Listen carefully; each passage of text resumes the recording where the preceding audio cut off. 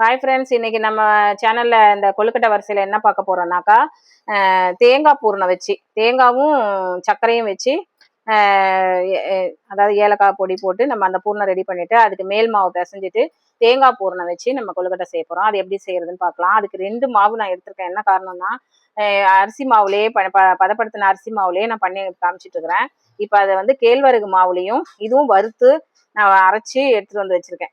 அதாவது கேழ்வரகை கழுவி காய வச்சு முளைக்கட்டினாலும் சரி கழுவி காய வச்சுட்டு மிஷின்ல கொடுத்துட்டு வந்து மாவை நல்லா வறுத்து எடுத்து வச்சிருக்கேன். இது மேல் மாவா யூஸ் பண்ணி இதுவும் வச்சு கொழுக்கட்டை. இப்போ திடீர்னு அரிசி மாவும் இல்லை அப்படிங்கிற பட்சத்துல இந்த கேழ்வரகு மாவு வச்சு கூட நீங்க கொழுக்கட்டை பண்ணிக்கலாம் பிகினர்ஸ்க்கு.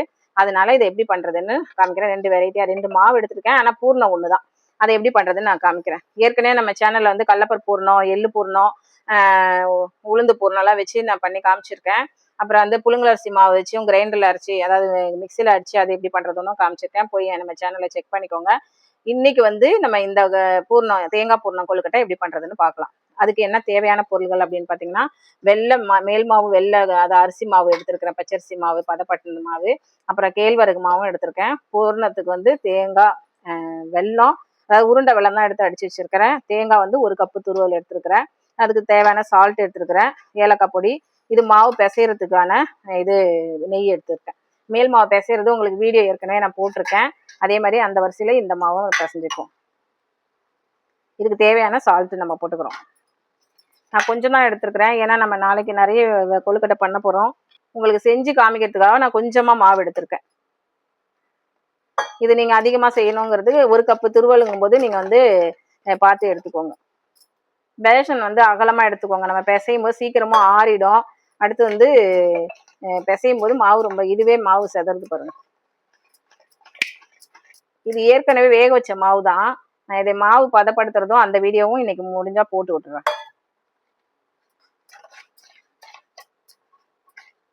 கொஞ்சம் லேட் ஆயிடுச்சு, நேற்றே போடுவோன்னு பார்த்துருந்தேன், கொஞ்சம் பிஸி ஆயிட்டேன். அதனால இன்னைக்காவது, நாளைக்கு விநாயகர் சதுர்த்தி, இன்னைக்காவது நம்ம போட்டுடலாம் அப்படின்னு சொல்லிட்டு தான் போட்டுட்டு இருக்கேன். இப்போ இந்த மாவு வந்து இப்படி பிசைஞ்சு எடுத்துட்டோங்க.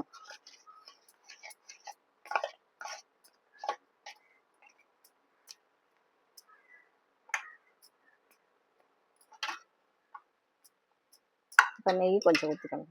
இது எதுக்குன்னா மாவு சாஃப்டா இருக்கும். நீங்க நெய் தான் ஊற்றணும்னு இல்லை, எண்ணெய் கூட ஊற்றிக்கலாம்.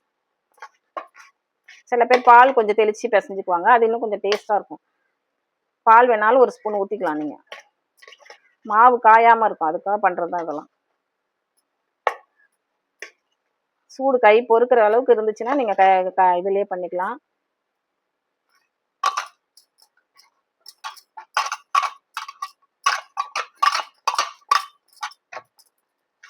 இதை எடுத்துட்டு கேழ்வரகு மாவும் நான் பிசைஞ்சு காமிச்சிடுறேன். இந்த மாவை எடுத்து நம்ம எப்படி வச்சுக்குவோம். இப்ப கேழ்வரகு மாவு எப்படி பிசைறோம். அதுக்கும் வந்து இது வறுத்து அரைச்சதுனால இதுவும் சீக்கிரம் வெந்துடும். ஆனா இதுக்கு தண்ணி ரொம்ப ஜாக்கிரதையா ஊற்றணும். சால்ட் இதுக்கு தேவையான அளவு சால்ட் போட்டுக்கிறேன்.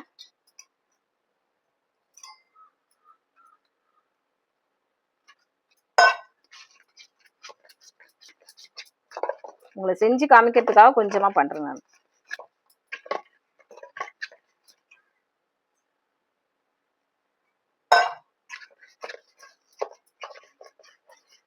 இதுக்கும் அப்படிதான் பார்த்துதான் நீங்க தண்ணி ஊற்றிக்கணும். எடுத்தோடனே நிறைய ஊற்றிட்டீங்கன்னா நமக்கு அப்புறம் மாவு வந்து கெட்டி பதமா கிடைக்காது. கையை வச்சு பிசைய வேண்டாம். நல்லா ஸ்பூனு, கரண்டி காம்பு, இந்த மத்தோட அடி, இது நம்ம இந்த இது பண்றதுக்கெல்லாம் நிறைய தோசை தவாக்கு வர ஸ்பேட்லா, இது மாதிரி மரக்கரண்டி ஏதாவது வச்சு நீங்க பண்ணிக்கலாம்.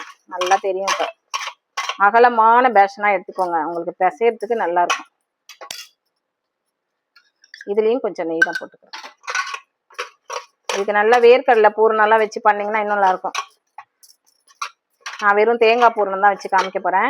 இந்த தேங்காய் பூரணோட நீங்க வேர்க்கடலையை நல்லா அடிச்சு, வறுத்த வேர்க்கடலையை மிக்சியில் அடிச்சு அந்த தேங்காய் கிளறோம்ல, பூரணம் ரெடி பண்றோம்ல, அதுல நீங்க வந்து போட்டு கிளறி இது வச்சிங்கன்னா இன்னும் நல்லா சத்தும் கூட நல்லாவும் இருக்கும். இப்போ 2 பூர்ண மாவு நம்ம ரெடி பண்ணிட்டோம். இப்போ வெள்ளை பூர்ண மாவு, அதுக்கப்புறம் இப்போ பூர்ணம் ரெடி பண்றதை பார்த்துட்டு வந்துடலாம். இதுக்கு வந்து கொஞ்சம் தண்ணி நம்ம கரையிற அளவு, வெல்லம் கரையிற அளவுக்கு ஊற்றிக்கலாம், ரொம்ப ஊற்றிக்க வேண்டாம். இப்போ இந்த வெல்லம் போட்டு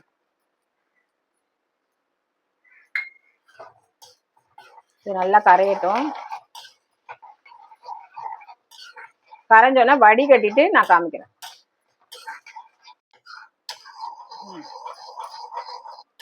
இப்போ இதை வடிகட்டி இந்த அளவுக்கு நுரைச்சிட்டு வந்தால் போதும். நல்லா தெரியும் பாருங்கள், மண்ணெல்லாம் இல்லாமல் நம்ம வடிகட்டி எடுத்துடணும். வடிகட்டுற டைமில் வீடியோ லென்த்தாக போகுது, அதனால ஒன்று ஒன்றா நம்ம ஆற வச்சு வடிகட்டிட்டு திருப்பி போடுறோம். இதில் ஏலக்காவும் சேர்த்துட்டேன். ஏலக்காவும் தேங்காவும் இதில் போட்டு கிண்டிக்கணும்.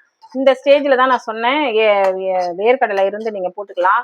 இதில் வந்து உளுத்தம்பருப்பு வெறும் தேங்காய் பூர்ணம் பண்ணி காமிக்கிறதுக்காக இப்போ வீட்டில் திடீர்னு ஒரு வீட்டில் தேங்காய் தான் இருக்குது அப்படிங்கிற பட்சத்தில் இது வந்து சங்கடகர சதுர்த்தி கூட நீங்கள் இதை பண்ணலாம்.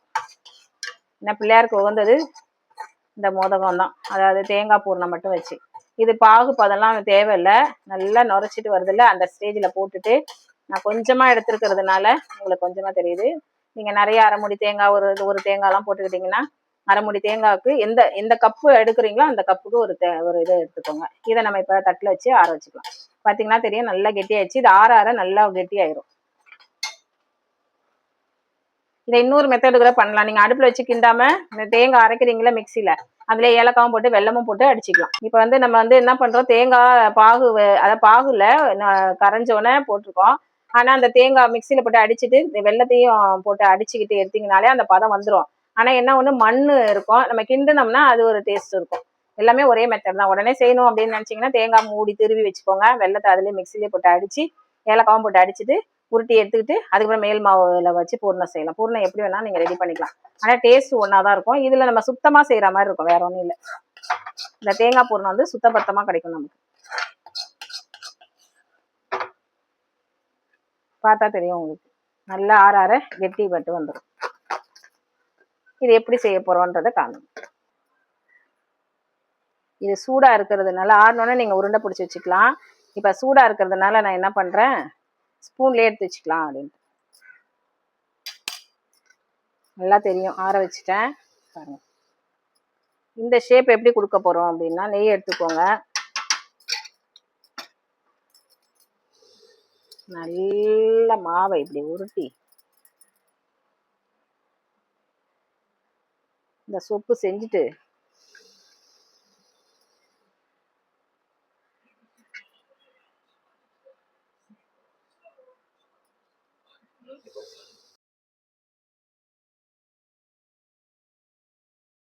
இந்த கொழுக்கட்டை செய்யங்காட்டியும் இட்லி பானையை வந்து சிம்மில் போட்டுக்கோங்க. இந்த பூர்ணம் மட்டும் என்னென்னா, தேங்காய் பூர்ணம் மட்டும் நல்லா உள்ள ஸ்டஃபிங் வச்சுருங்க. ஏன்னா இது வேக வேக பாகு வெளியில் வரும். அதுதான் இதில் வந்து உங்களுக்கு வெடிக்குதுன்னாக்கா பாகு வெளியில் வந்துடும். இந்த தேங்காய் மாதிரி ஷேப் கொடுத்துக்கோங்க. இதுக்கு அச்சு கிடைக்குது, நீங்கள் அச்சு கூட பண்ணிக்கலாம்.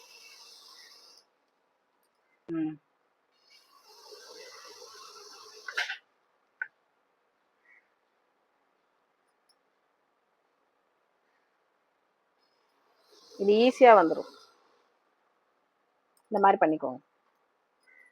நான் எதுக்கு கொஞ்சமாக எடுத்துருக்கேன்னா, வீட்லேயும் கொழுக்கட்டை இன்றைக்கும் சாப்பிட்டு நாளைக்கு சாப்பிடணும்ல அவங்க, அதெல்லாம் கொஞ்சம் கொஞ்சமாக பண்ணு. இது நீங்கள் சங்கடகர சதுர்த்தி ஈவினிங் ஸ்நாக்ஸ் மாதிரி கூட, பசங்க டக்குன்னு வந்துட்டாங்க அப்படின்னா கூட நீங்கள் இது தேங்காய் வெல்லம் வீட்டில் இருந்துச்சுன்னா இது ஈஸியாக நீங்கள் பண்ணிடலாம். அந்த மேல் மாவு பண்ணி வச்சுக்கிட்டீங்கன்னு வச்சுக்கோங்களேன், நம்ம எது வேணாலும் டக்கு டக்குன்னு குழந்தைங்களுக்கு ஈவினிங் அது ஒரு 5 படி வந்து மொத்தமாக செஞ்சு வச்சுக்கிட்டிங்கன்னா வருஷத்துக்கு ஆனாலும் வீணாக போகாது. 5 கிலோ ரெடி பண்ணி வச்சுக்கோங்க. நம்ம அவ்வளோ போட போகிறது இல்லை. ஒரு டம்ளருக்கே பார்த்தீங்கன்னா எவ்வளோ வருது, ஆற கெட்டி ஆயிரும், உங்களுக்கு உருட்டுற பதம் வந்துடும்.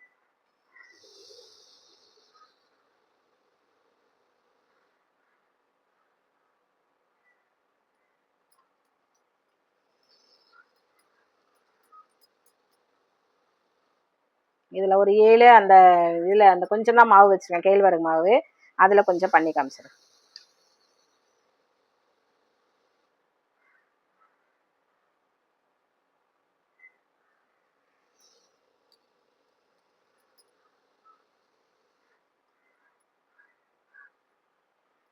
இது கேப் இருந்தால் வேக வேக பாகு வந்து வெளியில் வரும், வெள்ளைப்பாகு. அது மட்டும் ஜாக்கிரதையாக நீங்கள் வந்து பார்த்துக்கோங்க, சரியா? இப்போ இதில் 7 கொழுக்கட்டை பண்ணியிருக்கேன். இப்போ நம்ம இப்போ இந்த பூரணத்தில் கேழ்வரகு பூரணத்தில் பண்ணுவோம். இது கலரு தான் நமக்கு, அதனால சேப்பெல்லாம் உங்களுக்கு தேவையில்லை. எப்படி வேணா பண்ணலாம். அந்த இப்போ மோதகம் பண்ற மாதிரி கூட பண்ணலாம் நீங்க. நான் எவ்வளோ மாவு எடுத்துருக்கனோ அந்த அளவுக்கு எடுத்துக்கோங்க. கூட வேணா கூட கூட்டிக்கோங்க, வெல்லம் போட்டுக்கோங்க. இந்த பாருங்க உருட்டை வந்து பாருங்க. நம்ம ஆறிடுச்சுன்னா போதும், நமக்கு உருட்டை வந்துடும். இது நம்ம உருண்டையா கூட உருட்டிக்கலாம். ஷேப் வேணும்னா இந்த மாதிரி கூட வச்சுக்கலாம். ஆனால் மாவு வறுத்துருக்கணும். இதுக்கும் தண்ணி வந்து சுடு தண்ணி தான் நீங்கள் ஊற்றணும். மாவு வறுத்தாதான் அந்த திக்னஸ் வரும், உங்களுக்கு எடுத்து வைக்கிறதுக்கு சரியா இருக்குது. பாருங்க பூர்ண ஆறினோடனே கெட்டி ஆயிடுச்சு பாருங்க. இது பால் பாலாவே நீங்க பண்ணலாம். உங்க இஷ்டம் தான், ஷேப் வந்து உங்க இஷ்டம் தான், நீங்க எப்படி வேணா கொடுத்துக்கலாம். நான் வந்து வெரைட்டியா இருக்குதே அப்படிங்கிறதுனால அப்படி காமிக்கிறேன்.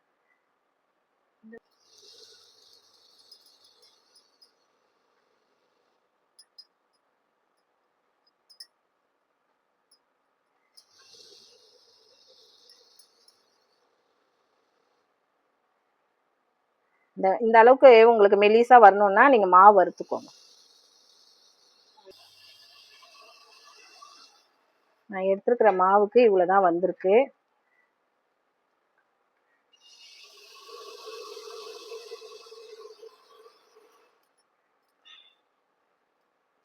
ஏழு உருண்டை இதுல கேழ்வரகு மாவு ஒரு டம்ளர் எடுத்ததுல வந்திருக்கு. இது வந்து ஒரு 7 உருண்டை இருக்கு. இதை வேக வச்சுட்டு காமிக்கிறேன் உங்களுக்கு. திருப்பி சொல்றேன்னு நினைச்சுக்காதீங்க. அந்த பாகு வந்து வெளியில வரும், அதுக்கு கேப் இல்லாம இதுல நமக்கு வெந்து வரும்போது வெடிச்சதுன்னா பாகு வெளியில வந்துடும்.